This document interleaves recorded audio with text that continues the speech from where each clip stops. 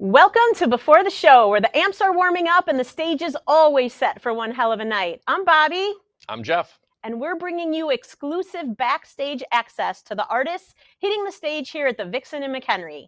Before the crowd rushes in and the show gets started, we're diving deep, talking music, life on the road, and the stories behind the artists and the songs. Let's go.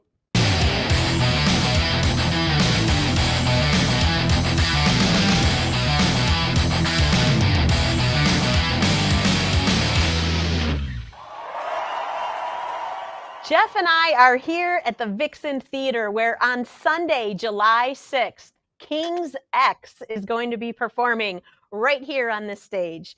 We are so excited to have Doug Pinnick joining us today to talk about the upcoming show and the band's musical journey. Hey, Doug. Hey. Good afternoon. Good afternoon. How you doing? Can you hear me? Yeah, good. We can. Maybe I'm going to turn the volume up a little more. Okay. There you go.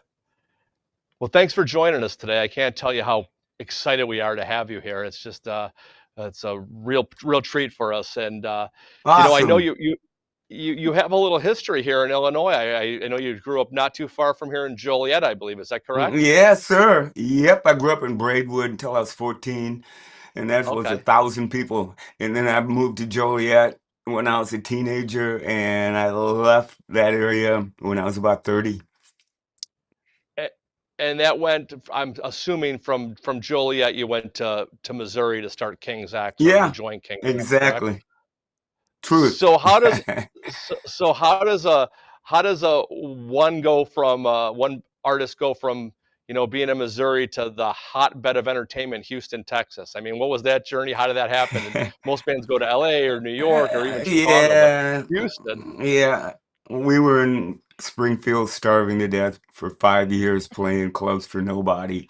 And this guy that we had met through the industry called me up and said, "You guys want to be a backup band for an artist that he had on his record label?" And he says, "We'll pay you." And we go, "Okay." And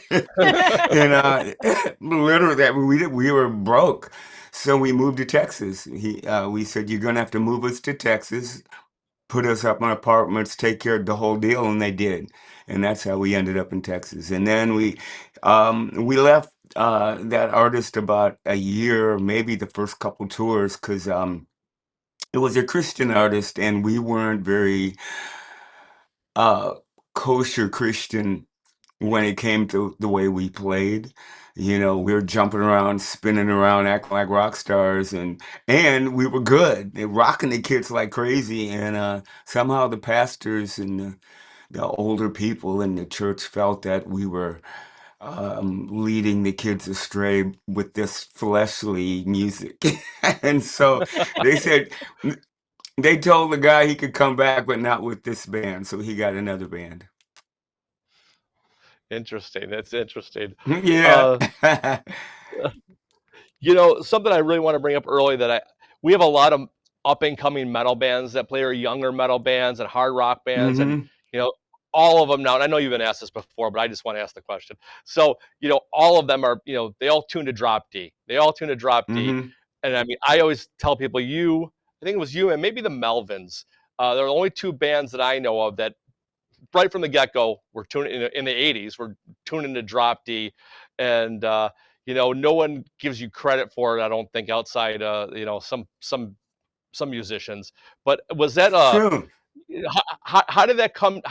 Was that just something that came to you one day, or how did you choose as a band to play everything in drop D, tune to drop D? Yeah, well, number one is we had never heard of the Melvins, but I found out later that they were all kind of weird tuning, which was really cool. What happened for us is 1985, Ty wrote a song called Pleiades, and he drop D tuned it to Nashville tuning, and just said one day, he wanted to write a song that kind of it depicted what he felt like, Beatles real heavy, like She's So Heavy. And he wrote in the new, was it? No, it was Pleiades. That's right. I think that was the one. And he brought it to us in '85. We were with the artist, the Christian artist, getting ready to go to Heritage Farm, Jim Baker, and that whole thing that was happening back then. And he put the song in the cassette player for me and Jerry and said, "Dude, listen to the song I wrote." He said, "I'm not sure if it's really good or not, but it's just something I really felt like writing." And when we heard it, we went, "What the fuck?" And I remember I went back to we got off the road and I went back to the house and where I lived in my apartment, and I immediately dropped detuned and wrote half of the first record. I mean, overnight. Uh, it just, when you tune down, it just made playing easier. It made because I'm not a good guitar player. I always consider myself as somebody that just kind of doesn't know what he's doing. Drop D tuning, it makes you make up all this cool stuff, and then you don't have to work so hard, but you have to use your imagination. So that's what I loved about it. But I was hanging out with Kim Thales from Soundgarden one time while we were on the road with MC5. Actually, Kim and I were in MC5 for a minute before they broke up and Wayne passed away. But we were talking about drop detuning, and Kim out of nowhere said he introduced Chris to drop detuning in '85. And I remember that Ty wrote that tune. I think it was in the New Age or Pleiades. I can't remember which one it was. They both kind of sound alike. But Ty wrote that and showed me drop detuning. And I think that's what pushed both Soundgarden and King's X, because I want to say we were the first band to come out there and just make everybody drop detune. But if you put out Soundgarden's first album and King's X's first album, there were 3 drop detunes on Soundgarden's album, and there were 6 drop detunes on King's X, and I had never heard a band do that. The other thing, it's the beginning of our first album had all these like weird sounds and stuff. And it sounded like just this outer space, kind of outer limits kind of thing. And then the band comes in a drop D tuning, gung, gung, gung, gung, gung, gung, gung, gung, gung, gung, gung.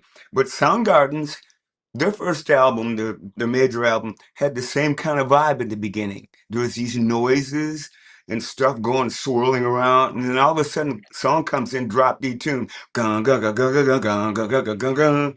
And I remember Soundgarden came to Houston about a month after our first record came out. And my roommate was the guy that did all the house. He was a house engineer at this little club that we used to hang out at. And he calls me and says, "Doug, there's this band that kind of sounds like you guys. You should come down and check them out." And I didn't. It was like a half-hour drive, and I didn't feel like getting up, put some clothes in, and going. I said, "Give me a cassette or a CD. I'm gonna bring it home." And it was their first record. And I remember, no, it wasn't the first record. It was the Ultra Mega. No, it was the second EP, and it was on a cassette. He brought it home, and I went, "Oh, okay." I didn't kind of get it. And Chris is screaming, and the riffs were like, I don't know, I didn't get it. And so I was like, okay. But then as time went on, the parallel, I got to meet Chris and become friends with him. And we always talked about drop D tuning and strange songwriting and different keys and stuff. And singing wise, we used to laugh about how high we used to sing, and now we need to sing lower. And he's got Black Hole Sun, and we got Black the Sky, and I'm not sorry, Black the Sky, but Flies in Blue Skies. And it's like we were kind of, I feel like me and Chris in a small aspect were going down the same road of that type of kind of vibe. So I don't like to I don't like to say we did it first, but I think that the metal community heard it first because we came out as a metal band on Megaforce, and Soundgarden was, they were those bands that grunge hadn't happened yet, so nobody was there was something brewing up there, but we didn't know what it was. And then all of a sudden, bam, it was like 89, 90, we all kind of hit together, and then all of a sudden you got all this drop detuning, and everybody changed overnight. We got Helmet, and we had Filter, and everybody, if you could, yeah, every band that put a record out was in drop detuning. That is true. And I remember when we got to Dogman, and I thought, well, everybody's drop D tune. Where are we gonna go with it? So I pulled out my guitar and went down to A, and wrote half that record in drop A. And so just as to be defiant. Right. Well, I'm giving you credit for it, and any local metal Thank bands you. in this area, but they better come on and pay homage to you on July 6th. You are the creator of that. I mean, I know the Beatles did a drop D song. I think Moby Dick might have been a Yeah. drop D from Zeppelin. I'm not sure, but Yeah, it yeah, I mean, was. Van you're the Halen first. did a couple drop Ds. Well, you're the one that I first remember doing it like consistently. So I'm giving you all the credit for it. You and the Melvins. Thank you. I'll take it. I'll take it. Because we did. We went right down that rabbit hole. Yeah, it's great. Oh, so you know what? I have a question for you. You guys have been together for what, 4 decades now? Mhm. What's the secret sauce to keeping a band together? You know, you hear lots of stories about lots of drama and always people being replaced, but you guys have stayed really solid. Secret sauce is don't be friends with your band. Interesting. Yeah. They're Professional my brothers. relationship.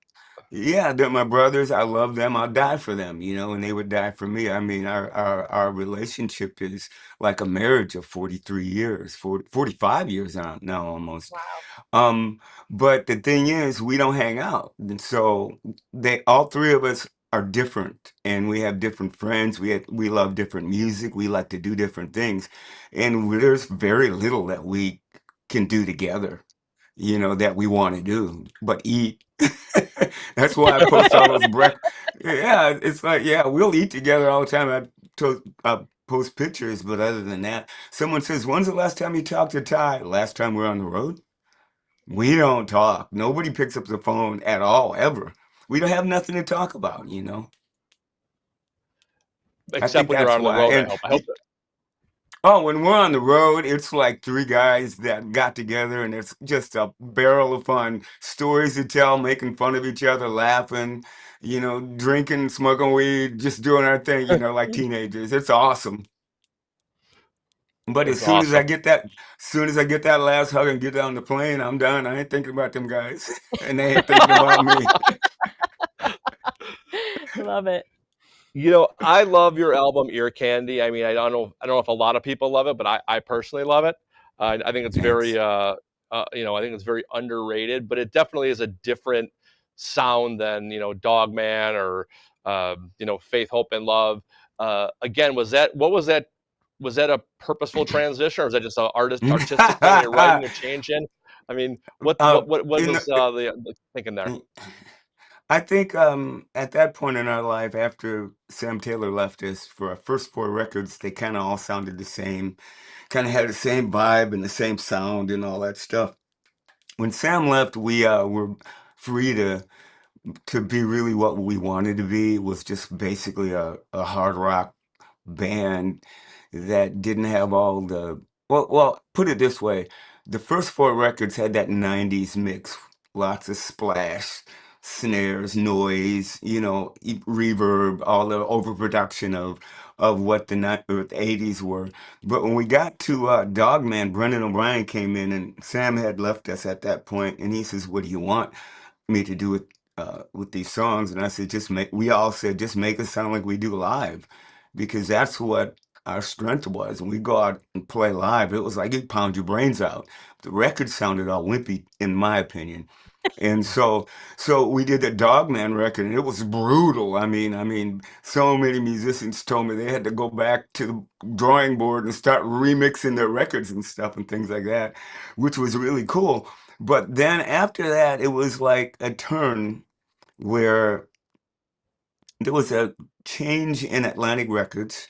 A new guy had come in, and even though he said he was a big fan of King's X and really, really wanted everything to happen for us, at the same time, he fired 400 bands on Atlantic. And we weren't making a lot of money for Atlantic. So we just kind of figured we might as well just move on instead of having them fire us.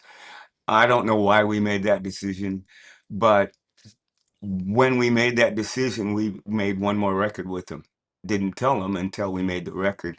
And they asked me who you think you want to produce it, and I should have said Brendan O'Brien again. Would have been awesome, but my dumbass says, well, I shouldn't say dumbass, but what I figured, I had heard this album by Arnold Lanni produced, Our Lady Peace, their first record, and it rocked so hard, and it had that vibe that I liked, that I thought, man, that's a great vibe, and that's kind of the way we sounded. So I told Atlantic that let's get Arnold Lanni to produce the next record. So he came in to produce it. Now, again, after Dogman was a pretty much didn't sell well, after we did Woodstock 94 in front of 300,000 people, and the record didn't sell, didn't even move but a couple hundred units. So at that point, after 5 records, we realized, oh, we're not going to be a big band, so we might as well just do what we want to and have a good time and just go for it, you know. So one last ditch effort, me and Ty both. I don't think we consciously talked about it, but we thought about it. We wrote every song to be a hit. Mississippi Moon, Run, A Box, you know, go down the list. Almost every song on that record could have been played on the radio, as far as I'm concerned. We condensed the lyrics, made the song simpler, did everything everybody told us to do. And I love that record, but it was, you know, a lot of fans didn't care about it, you know. So at that point, after we said, okay, we're not going to get big and famous, so let's just make a last-ditch attempt to write a bunch of hit songs. And that didn't work, so we left Atlantic and moved on. But that's how that happened. And I love that record. It was my idea to get the guys, the painters, to do the cover. I wanted that Haight-Ashbury look, that Janis Joplin and Hendrix and all those things at the Fillmore, those posters. I wanted the album to look like that. And it came out really good. So yeah, it was I'm proud of that record, and I thought there was some pretty emotional songs in there. It was a transition in my life where I was going through some just awakenings from childhood trauma and things like that. So I was writing about it, and it was a pretty deep record in many ways. Yeah. Yeah, So I that's love it. good. Thank you.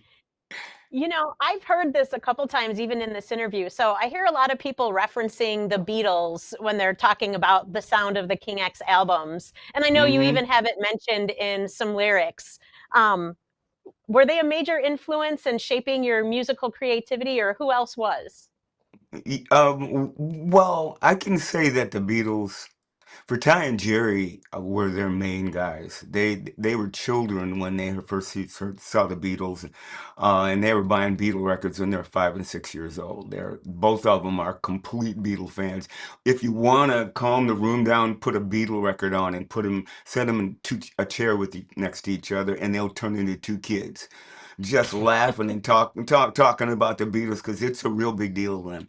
For me, I was 14 when the Beatles came out. I'm 10 years older than those guys. And so when the Beatles came out, I'm going, those got a bunch of white guys trying to sound like black people. I didn't get it, okay? But as the Beatles saturated the world, I mean, you couldn't turn the radio on, you couldn't go anywhere without hearing a Beatles song. So without having any Beatle records or ever playing any Beatle songs on my own, I know every Beatle song, because we all did. It was everywhere. And through the Beatles, I think the harmonies and just a sense of musical arrangements, I stole from them. People would always say, dude, you do Beatle harmonies. That sounds like the Beatles. I go, yeah, I'm not a Beatle fan, but they did some things that I thought were genius, put it that way. And I think in Ty and Jerry's, they love the Beatles so much that they can sound like the Beatles. I mean, when those two guys sing, it's like Paul and John singing together. It kills me. So yeah, it's kind of a direct and indirect kind of Beatle influence. The other thing is Black Sabbath. We all love them, and I think that's a big influence too. Just real heavy music, and for me, Sly and the Family Stone and soul music was a big deal for me growing up.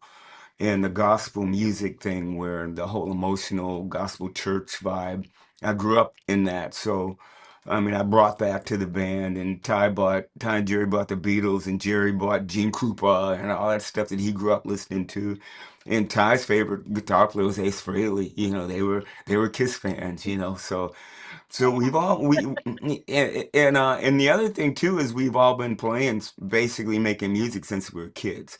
Jerry was in a band playing drums with his dad when he was 10 and his brother playing around town. They didn't have a bass player, just his two brothers and him. They played all over the place. He played in contests, and he was even in a Kool-Aid commercial one time. Jerry was when he was like about 7 or 8 years old. And Ty was playing with his dad at like 11 and 12 in bluegrass bands, opening for Earl Scruggs and Buster Flats and stuff. His dad had a little band, and they just would open for these bluegrass shows. So, and me, I've just been singing my whole life. As soon as my mom said, as soon as I was born, I was singing. She said I could sing before I could talk. And so that's the three of us. I love that. Black Sabbath and gospel, of course. Right. Yeah, makes sense. Yeah. You got anything else? Well, you know what? I got another one for you then. So Yeah. you guys have played for some and opened and played with some really major artists, Pearl Jam, AC/DC, like all kinds of phenomenal bands. Who is your favorite and why? AC/DC was my favorite because they're one of my favorite bands ever. Back in Black changed my life completely. It had the groove. First time I saw AC/DC was on Don Kirshner's rock concert. No one ever heard of them before, and they came out and did Sin City. And from that point on, I remember going to the record store buying that record after I heard it. And I mean, I remember Kiss, Ted Nugent, and another band played that night too, but the only thing I remember, and they were all unknown bands, even Kiss, and they had the makeup on. I was like, okay, whatever. But AC/DC had this thing about them that they made me want to get up and dance. They sounded like a black band playing hard soul music. And that's what I loved about them. And so when we got a chance to tour with them, which was 20 years later, 25 years, it was like 90 something.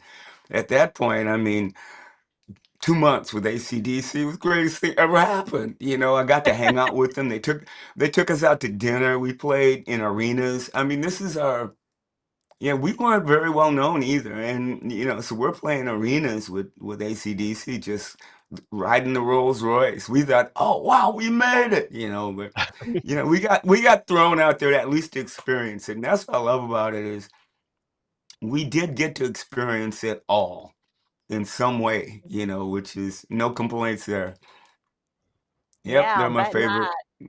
That was the best tour. Pearl Jam was a wonderful tour. I've known Pearl Jam before they were a band, so hanging out with them was really, really great. And just watching the magic that they had, and how it affected the crowds, you know, it was awesome. Yeah, there's a lot of bands we had a good time opening for. Ronnie That's James very Dio cool. too. Oh, Ronnie James Dio. Oh my God, yeah. We became friends through that tour, and he's just a big influence, and we're fans of each other, which just blows my mind to this day. Yeah, that's a great compliment when other artists that you looked up to and that you grew up with, you know, looking up to as your heroes, and then you're sharing the stage with them, and then you find out they're a fan Yeah, of yours. I mean, that's just, I can't imagine a better feeling than that. it is. You want to run and tell everybody, but you can't. Well, you can, you just look like a It's jerk all off if you do, that's all. whatever, whatever. Everybody loves King's X, whatever. You know, Right. that's what I get. When I That's when great. when Andy Summers said that King's X was his favorite band, that's when I went, what? This is the Police, one of my favorite bands Right. ever, you know. And I can go down the list. I remember Elliot Easton. I met him, and he started crying because he wouldn't tell me how much he loved King's X.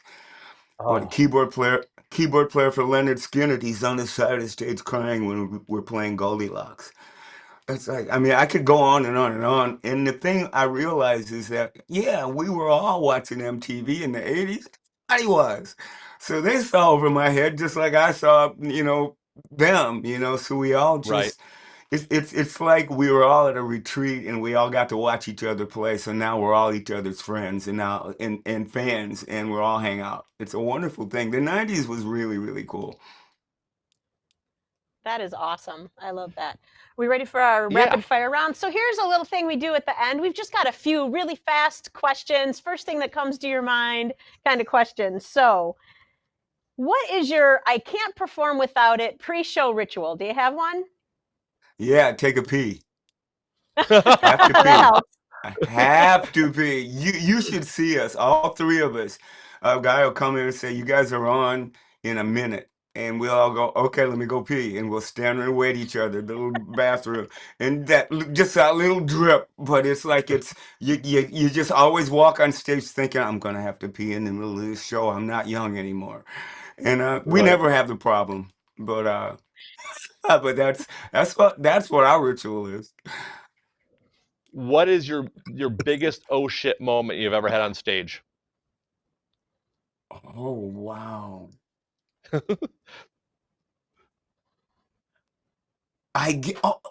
Yeah. I always do this rant in a song that has a long length to it, you know. So if we do Over My Head, I go into this like sermon about loving each other and blah, blah, blah. And I'll just go on and on about stuff. And one night I remember we ended this, I was singing something and then I started talking. And before I knew it, I looked out in the audience and everybody was looking straight at the stage at me. And everybody, the bar owner, the bar, no bottles are clinking, uh, everybody in the place, the guards, everybody were like, and at that moment I thought, oh my God, you know, it's like, that's a scary moment when you shut everybody up and they're listening, hanging on to every word. That freaked me out. And that's the day I realized that I'm going, what am I doing and why am I doing this? Because that was the day I realized you're up here in front of all these people playing music and talking to them like you know what you're doing. It's like, well, who are you? And it was kind of a freaky moment and a scary moment. And then I kind of blew it off and just continue to do what we do and have a good time. But that was just one moment was really weird. I wouldn't say weird. It was more like uh, I don't know. I don't know how to describe it, but when you can shut everybody down, a whole room and everything while standing there talking kind of freaked me out. That's all. It was just the sound, everything was like, okay, hello, hey, you know, it was just okay, the word is surreal. Awesome. Awesome. What is the craziest gift that a fan has ever given to you? Dimebag from Pantera. Um, it was Christmas, and I went up to Dallas to a Christmas Eve party that he had, and Dime spent thousands of dollars to buy presents for all his friends, and I mean things were piled all the way up to the ceiling. And my present, because he knew that I'm a health fanatic, and he always would talk to me about taking care of himself and how I take care of myself, because he was always complaining because he drank all the time and blah blah blah. And so he gave me this big old box and he says, dude, he says, I don't know if this is okay now, but remember, it's the heart that matters. I took it to my car and the bottom was soggy. Opened it up in my trunk. It was 50 pounds of carrots because he knew I juiced carrots. But they had been in the box for like a month. So it was like, oh, they were soggy green. Oh, it was awful. And we just threw the garbage when it was without the couch. And that was Dime, you know, that's the way he was. That's original. That's a good one. We've had some good answers, but that's a great answer. All right, last question for you. What's the best piece of advice another musician has given you?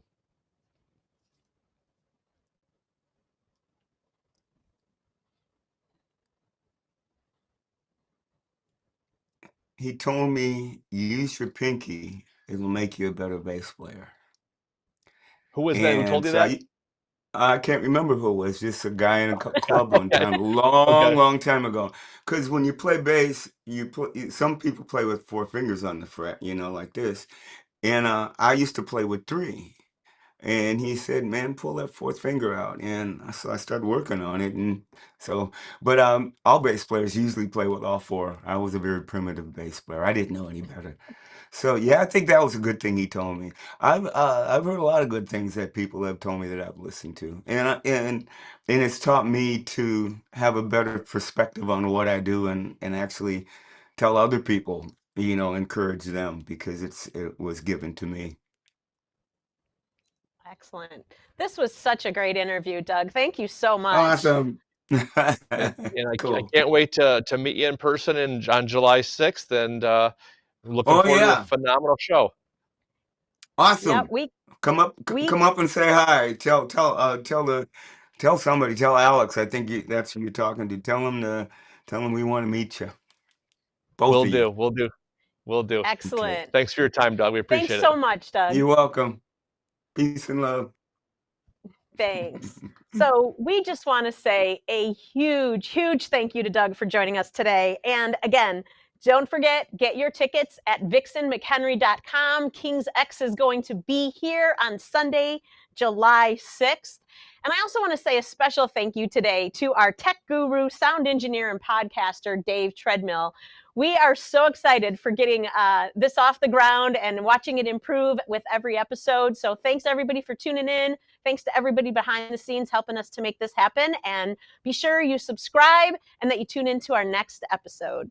Thanks, guys.